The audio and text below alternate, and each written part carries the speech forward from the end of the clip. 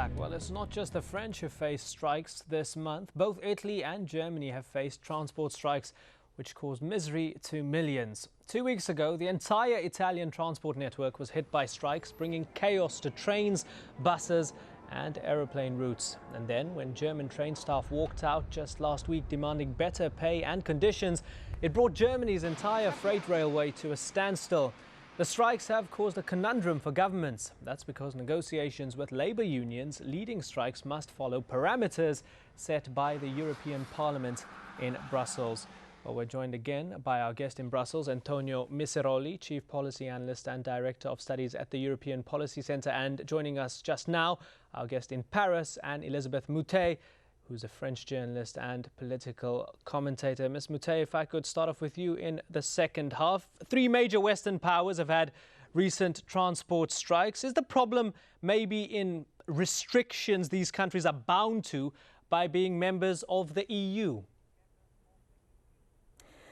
I don't think so much as there's a long history of transport in most countries being either still state-run or very recently privatized, because these are long-term infrastructure investments. And therefore, you have a long history of unionization, more than the private sector, more than in the rest of the country. And you also have a long history of special benefits and advantages.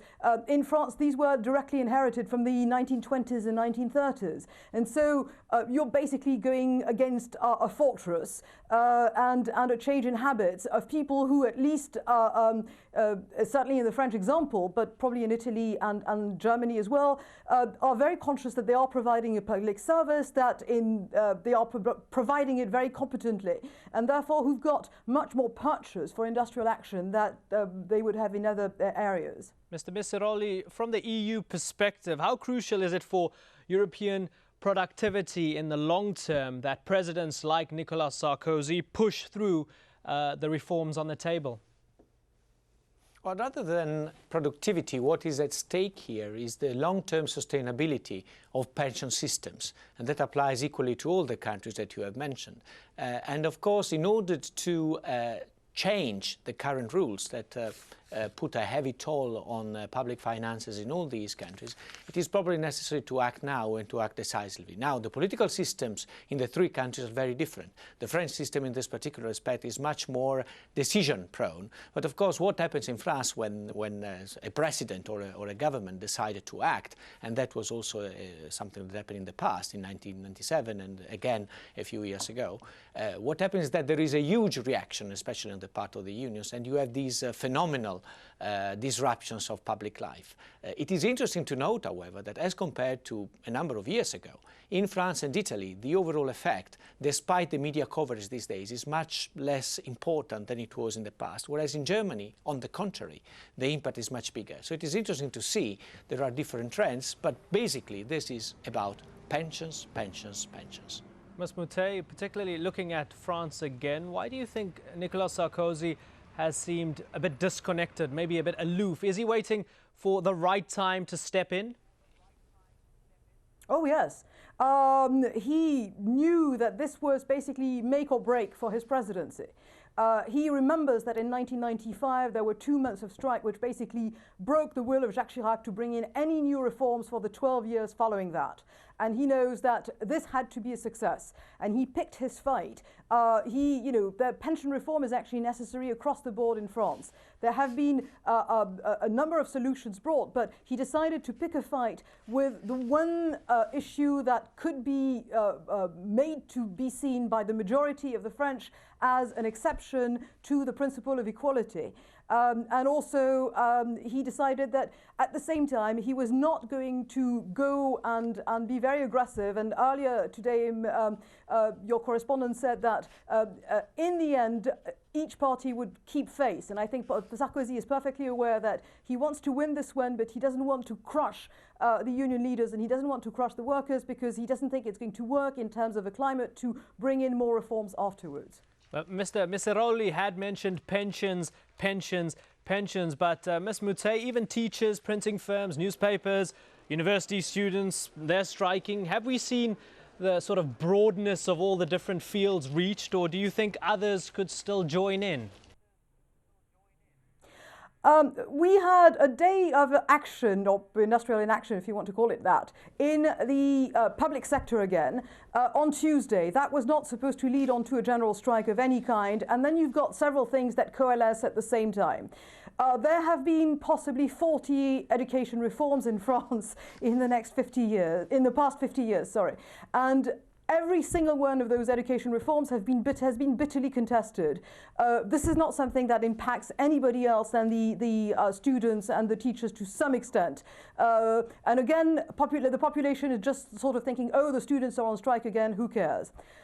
The civil servant strikes of Tuesday was something slightly different. It was basically members of the civil service, who are about 1/4 of the workforce, saying we are now seeing loss of purchasing power. But again, you've got 3/4 of the population who do not have job security, who do not have, in the principle of their pay, commensurate raise in purchasing power. And therefore, again, this is something that was almost done to mark the time and to say, look, we exist and we will fight you. But I don't think it can merge into a general movement the way it did 12 years ago. Mr. Misiroli, in all cases like these, do you think chunky pay settlements are the way to go, or that they maybe exacerbate the problem in the long term? That is probably the kind of sweetener that the unions are expected in France, and is always an easy way out for governments to pay the way out of a strike. And it's also something that allows, as I said, the unions to declare victory, at least to a certain extent. Now, the paradox of this is that the impact in the long term is very good, especially on the affordability of expensive welfare state systems in Europe. But in the short term, of course, there could be problems, because pay rises in the public sector normally have a very important effect on public finances. And therefore, that is something Brussels will look at with some attention, because both France and Germany and Italy have been, over the past 2-3 years, countries under particular observation by the ECOFIN, precisely because their public expenditure in the short term was overshooting the targets set by the EU. Ms. Moutet, what do you think of chunky pay settlements?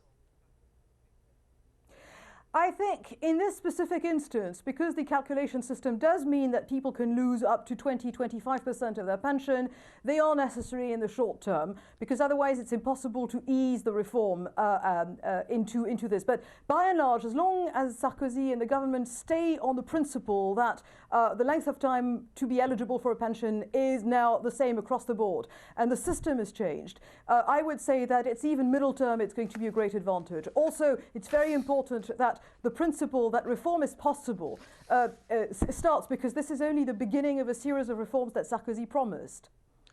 Mr. Misiroli, looking at the different trends that are developing, Germany had that 62-hour rail walkout that we mentioned, Italy over raising the retirement age, France over a host of issues, mainly because of pension.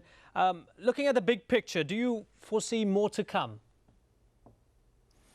Well, insofar as governments will continue trying to address these issues, of course there will be tensions, there will be occasional strikes, and there will be contested solutions. In the case of Sarkozy, if he wins more or less this battle, I think the way ahead will be easier for him, because he has 4 years without any election and he can continue along this way, probably without ever, as it was said before, going too far against his opponents in this particular respect, because after all he needs partner on the social side. In the other countries I see again a very slow pace of reform, by bit, incrementally. I think that in a few years' time we will see that the picture across Europe, especially across continental Europe, will be very different in this respect as well. Interesting point. Ms. Moutet, do you think Sarkozy will win this battle that he's in?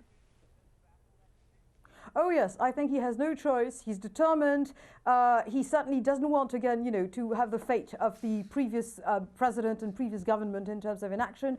He is committed to social reform. I'm not sure he's committed to an entire free market, but he certainly is committed to modernizing the social system in France. And so I think to him there's only one issue, and it's winning.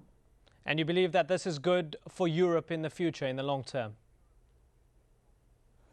I think it's necessary, especially because we have the system in which we have infrastructure investment and we have a welfare system, and it's got to be made to work, because if it becomes bankrupt, then you have no issue.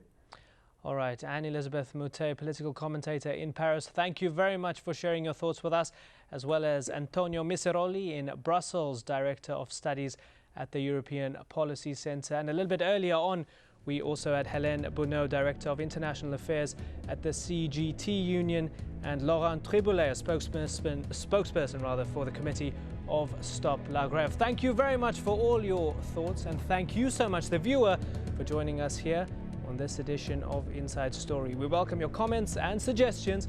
Please email them to us at insidestory@aljazeera.net. Bye-bye for now.